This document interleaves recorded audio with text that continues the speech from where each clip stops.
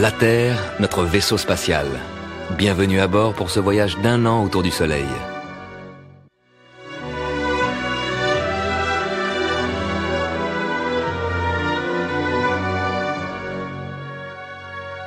C'est vrai, on tourne autour du Soleil, mais pas sur un cercle, sur une ellipse. Et c'est maintenant, dans les premiers jours de janvier, que nous passons au plus près du Soleil. Mais alors pourquoi fait-il si froid ? En fait, la différence entre près du Soleil et loin du Soleil est négligeable. Il y a une raison bien plus importante. La Terre tourne de travers, légèrement en biais. Son axe n'est pas vertical, il est incliné sur son orbite. Donc, lorsque l'hémisphère nord est basculé dans l'ombre, les jours se raccourcissent. Mais surtout, comme la Terre est inclinée, les rayons du Soleil arrivent à des angles différents. Un rayon de soleil dans les tropiques frappe le sol à la verticale. Il fait chaud. Ce même rayon de soleil dans l'hémisphère nord arrive en biais. Son énergie est étalée sur une surface 3 fois plus grande, ça chauffe 3 fois moins. Il fait froid. Au nord, c'est l'hiver, dans l'hémisphère sud, c'est l'été. L'axe incliné de la Terre nous donne les saisons. En ce moment même, pendant que vous regardez la télévision, nous fonçons à travers l'espace à plus de 107 000 km/h, 30 km toutes les secondes. La Terre va mettre 1 an pour faire le tour du Soleil. Et avec la Terre, 8 autres planètes qui tournent autour du Soleil, chacune sur son orbite. Notre voisine, sur l'orbite juste à côté de la nôtre, c'est Vénus. Elle va plus vite que nous. Elle nous dépasse. C'est la planète la plus brillante, celle qu'on voit le mieux. Parfois le soir, parfois le matin.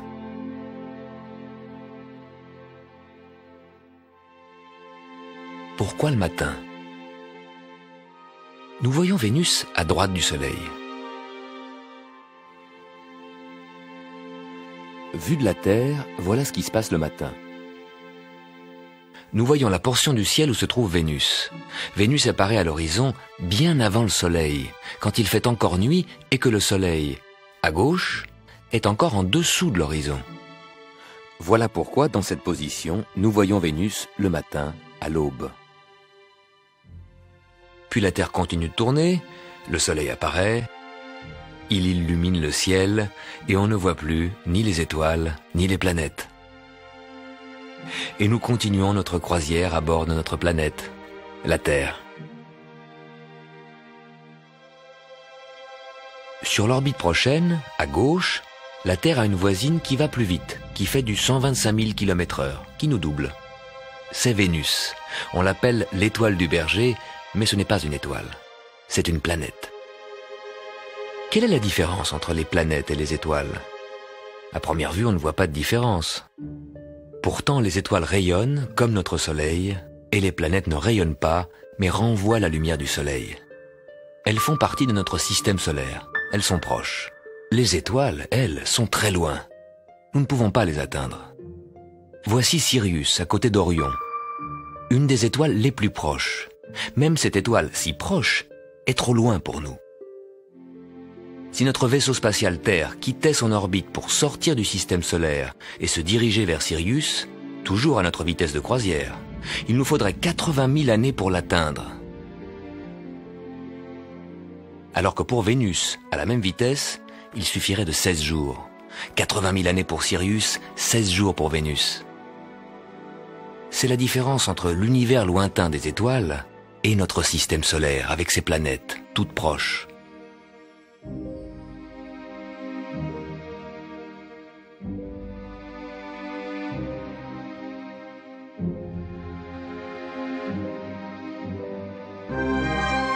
La semaine prochaine, et chaque semaine de l'année, nous allons parcourir 18 millions de kilomètres sur l'orbite de la Terre autour du Soleil. Pendant tout ce voyage, nous sommes accompagnés par notre satellite, la Lune. Elle met 4 semaines pour faire le tour de la Terre. Elle nous présente chaque soir des croissants différents. Pourquoi la Lune change-t-elle d'apparence ? Et le clair de lune qui nous est si familier, d'où vient-il? Et la lune, d'où vient-elle? Nous vous le montrerons au cours de ce voyage.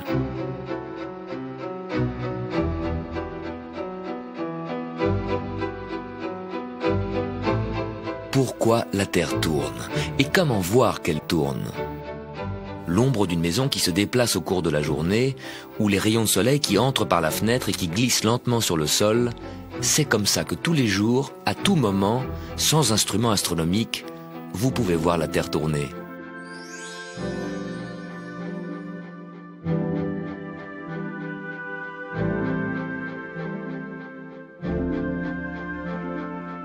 La Terre tourne vite ou lentement, suivant où nous sommes.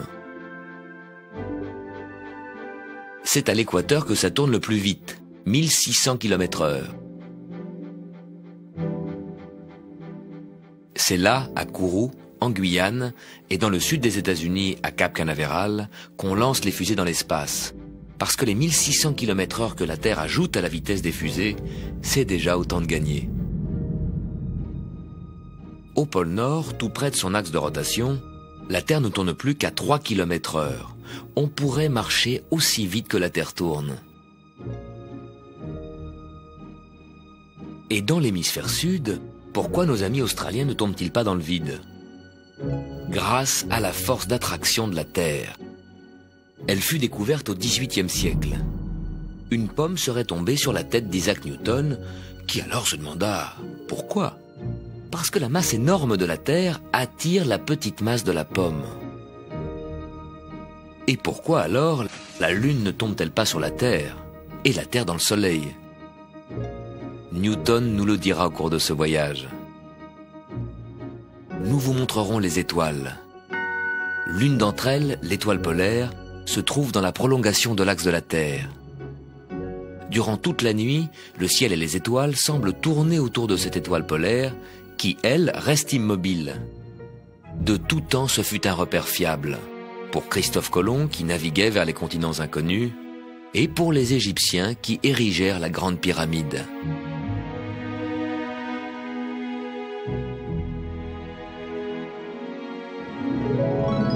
Fin février, nous vous montrerons pourquoi, tous les 4 ans, il faut ajouter un jour au calendrier pour que la Terre puisse boucler sa boucle.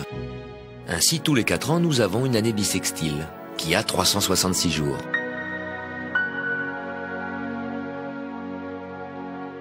Depuis la nuit des temps, nos ancêtres se fabriquent des calendriers, essayant de combiner au mieux le cycle de la Lune et du Soleil.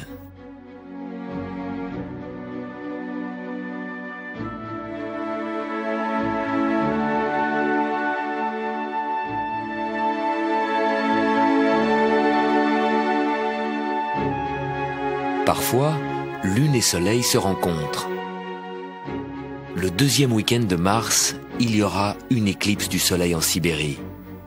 Mais nous vous la montrerons ici. L'ombre de la Lune tombera sur la Terre. Au fur et à mesure que la Terre avance sur son orbite, la ligne où le Soleil tape à la verticale monte vers l'équateur. Le 20 mars, ce sera le jour où le Soleil sera à la verticale de l'équateur. Ce sera l'équinoxe. Et pour l'hémisphère nord, ce sera le début du printemps. Et au bout d'1 an, quand la Terre reviendra où nous sommes aujourd'hui, vous verrez le monde avec des yeux nouveaux.